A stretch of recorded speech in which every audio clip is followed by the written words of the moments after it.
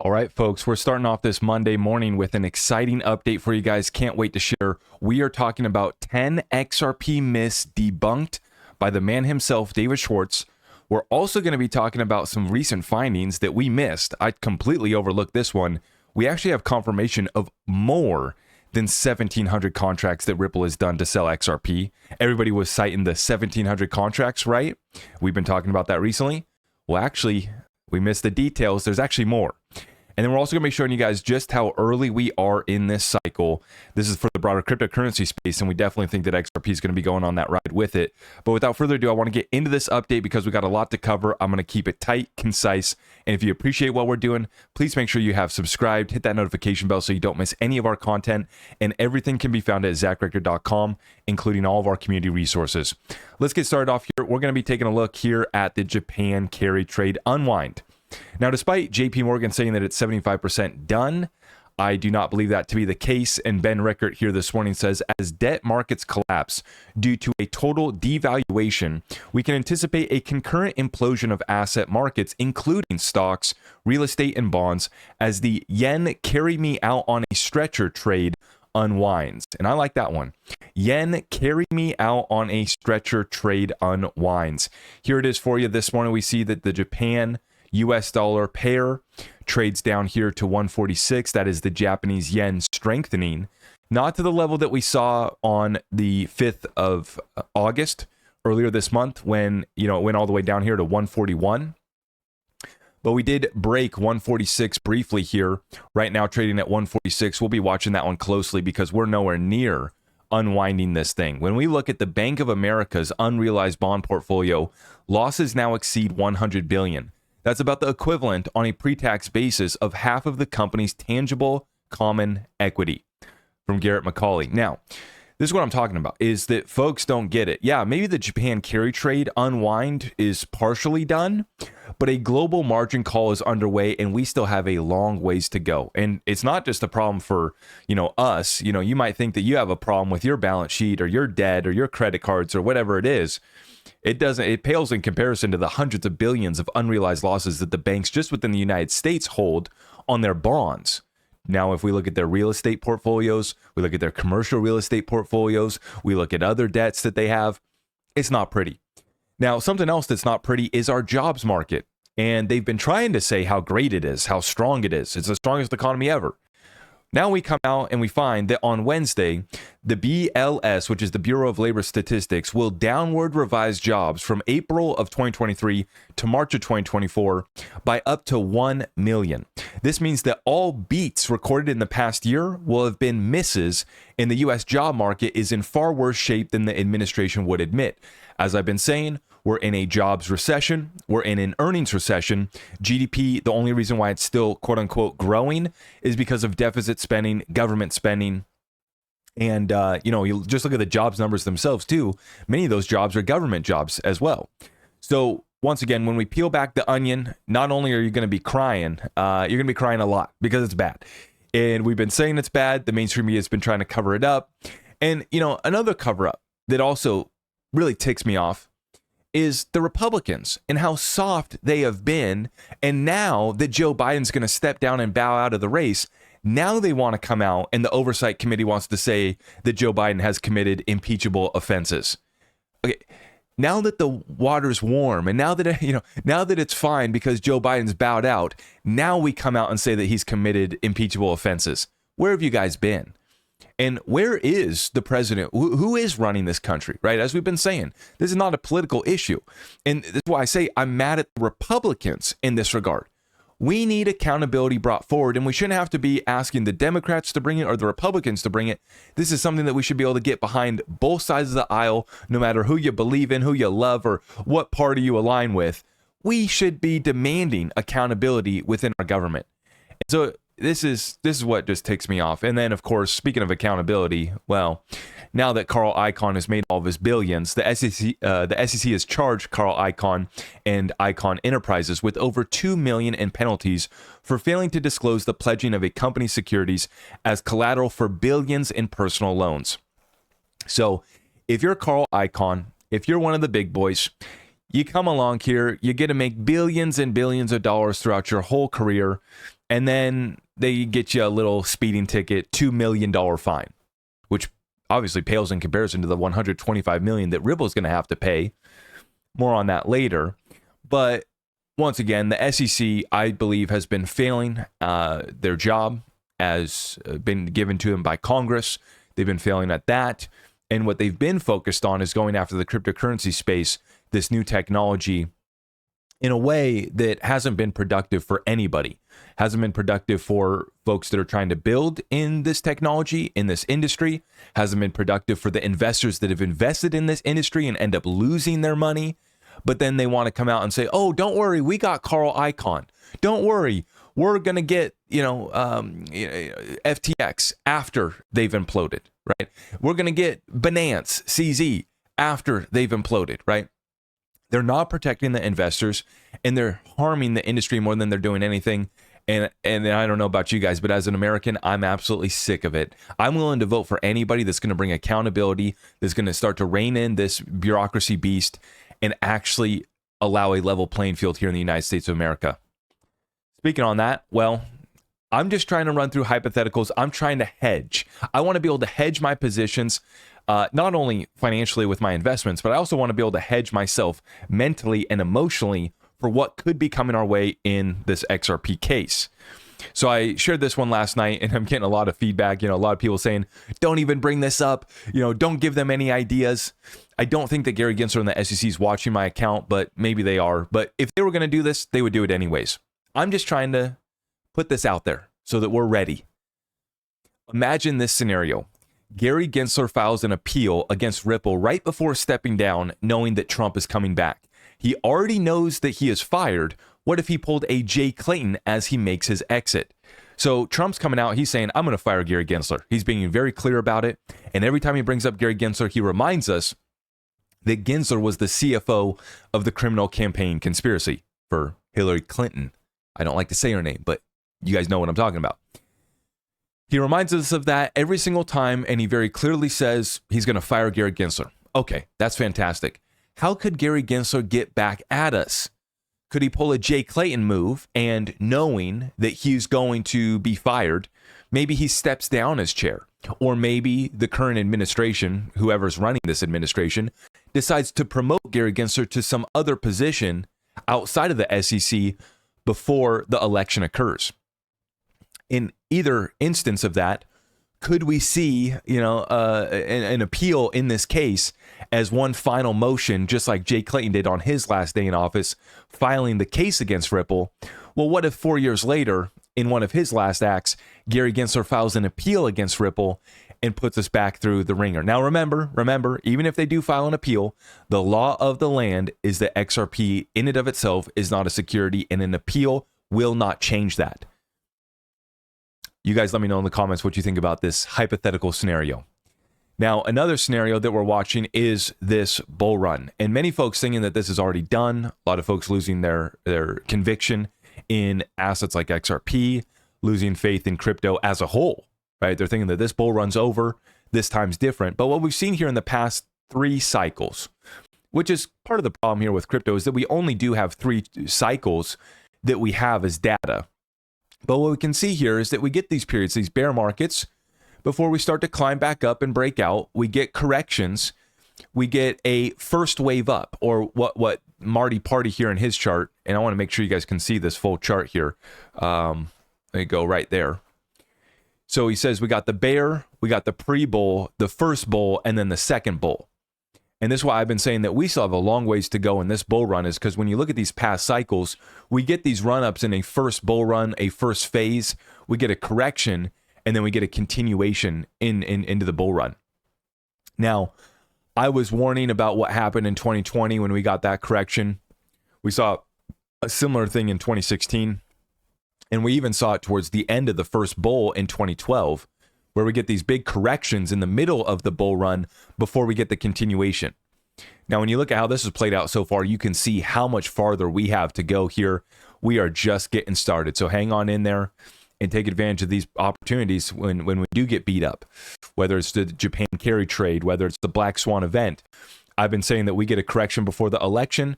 Might be one of the last opportunities to get these assets on the low before we continue with this bull run. Now, something that's starting to excite me here, and I just had a great conversation this morning with somebody building on the XRP ledger, and I'm going to talk about that more in a separate episode. I am so impressed with how Ripple is working with these partners, the businesses that are in their grants programs, the businesses that Ripple's partnering up with, the way that they're doing this. It's so impressive. And I'm going to talk more on that in a separate video. But I want to share this one. This is Zonix, Aurum Equity Partners and Zonix, powered by Ripple's XRP ledger, to launch the world's first combined equity and debt tokenized fund. This groundbreaking initiative spans data centers across 5 continents, advancing global financial markets with unmatched efficiency. So folks, it's coming. Equity and debt tokenized on the XRP ledger. Love to see it. The project that I spoke to this morning is starting out with tokenizing real estate on the XRP ledger, but they're going to be tokenizing other assets, equity, and debt as well. So once again, it's coming. The utility that's coming to the XRP ledger is enabling these businesses and these developers to start to bring these real world assets on chain. It's starting. This is just the beginning. And once again, when you see where we're at in this cycle and you start to see the projects, the businesses, the developers, the grants that Ripple is giving out for these developers, it comes at a perfect time. It comes at a perfect time as this bull run is just beginning to ramp up once again. Very exciting. And as I'm going to continue to throw this out to anybody building real projects, real utility on the XRP ledger, please come on my show. You don't have to pay me. You don't have to sponsor me. I just want our community to, be able to see who's actually building real value on the XRP ledger. So it's an open invitation. Now, this is something that I missed. This is something that I haven't seen anybody else cover. And so I want to give a huge shout out to Cowboy Crypto for bringing this one up. He says, not everyone caught the page 24 footnote from the March filing regarding Ripple's 1,700 relevant contracts. Quote, counting each of the 2,720 failures to make certain regulatory filings as separate violations. When we look at this footnote, it says, here is noted, Ripple's institutional sales involved more than 1,700 relevant contracts.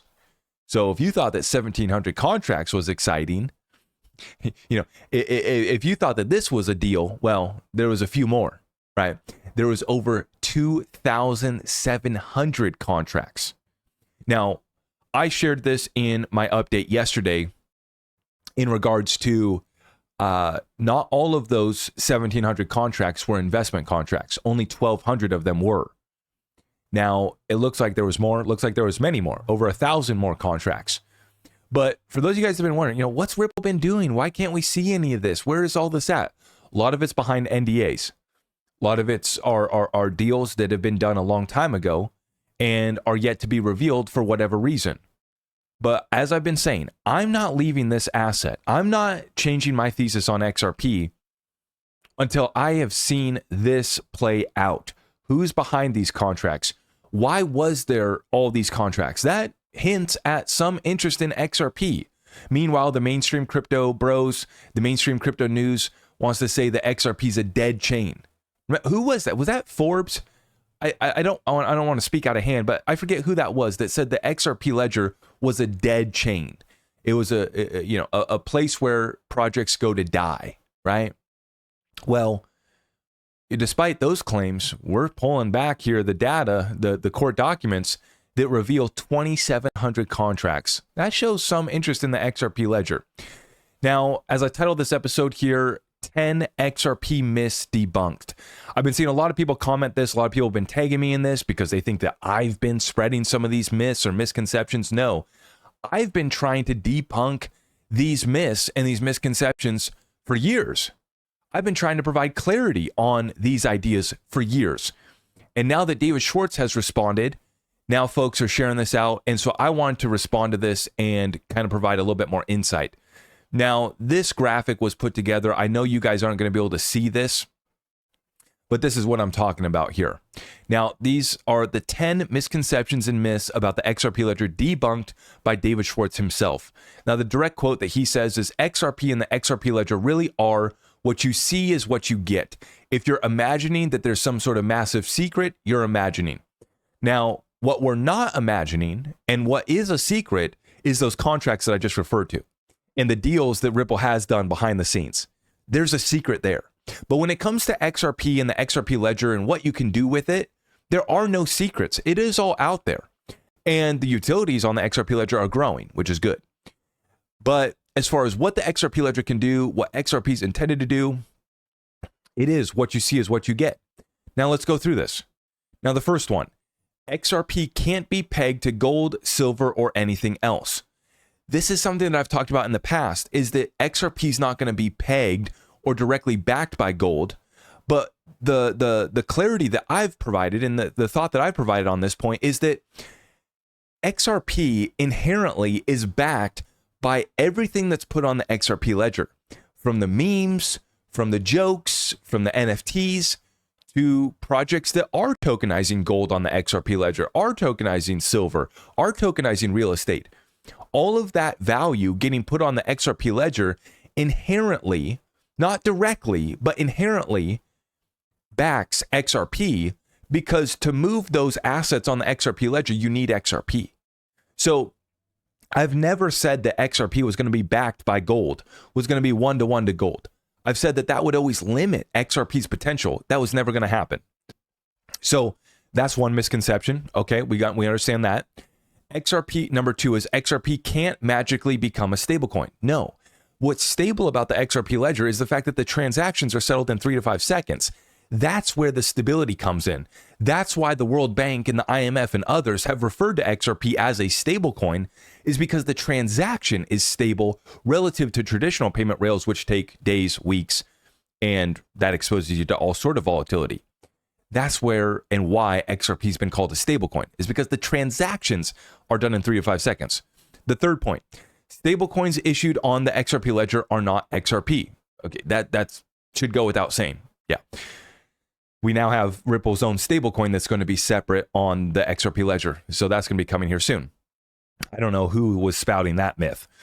The XRP ledger requires electricity to operate.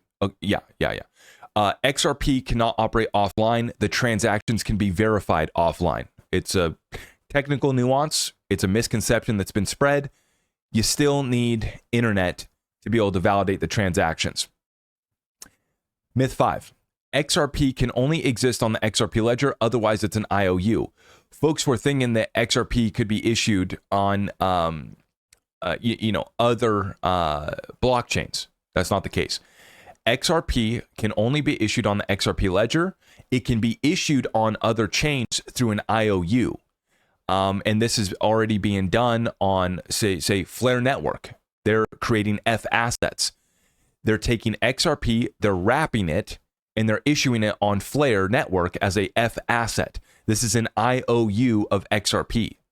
The same thing could be done on the private chains, where a IOU of XRP could be issued on the private chains for central bank digital currencies, right? Or they could use XRP too. We don't know exactly how that's going to work. But this is one of the myths that's been spread, is that XRP can exist on the private chain at a much higher price. That's where that myth comes from. No, XRP is XRP. It can only be on the XRP ledger. Anything else is an IOU. Myth 6. XRP has nothing to do with ISO 222. This is correct. Many people misunderstood ISO, and they think that basically if it's, they don't understand. XRP itself is not ISO compliant. Ripple is making their payments messaging ISO compliant, not XRP itself. Now, they're making XRP transactions ISO compliant through their payments product. That's the key difference there. I want to go through the rest of these real quick. 7, Interledger doesn't require XRP. Correct. Interledger protocol can use any blockchain or any token, any asset. Number 8, all the money in the world will not run across the XRP ledger. Yeah, I've always said we want to be ready for all the money, but we're not going to get all the money. It's not going to happen, but we want to be ready for all the money. That's important. Number 9, the US government is not going to buy back your XRP. Okay, one caveat to that. Before our government confiscated the gold, did anybody think that the government was going to confiscate the gold? Were people saying that that was impossible? Yeah. Nobody thought it was possible before our government did confiscate the gold. So that's one caveat that I will add. I'm not going to pull out my red folder, but I am going to say we do have precedent here in the United States for our government confiscating the gold. But the purpose of the buyback, that's a different conversation. You guys know it wasn't about getting the government to buy back our XRP. It was a defense against the SEC coming after us as XRP investors. Final myth, number 10, RippleNet is totally different from the XRP ledger. True. Not all of RippleNet uses XRP. Well, the part that did use XRP was on-demand liquidity. Now Ripple has tied it all together into Ripple Payments. And so that's a key thing to understand, is that not all of Ripple Payments uses XRP.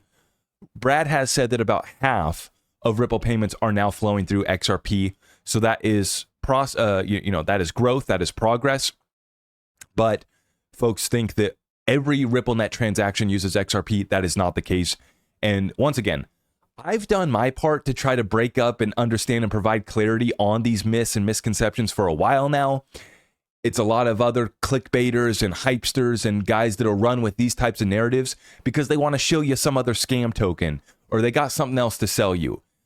So for everybody else that's been trying to do their part to provide clarity on these myths and misconceptions, God bless you. I've been trying to do my part. You guys keep up the good work because it does confuse people about XRP, and we don't want that. We want our community to have clarity on what XRP and the XRP ledger is and isn't, and we want our community to have that level of understanding.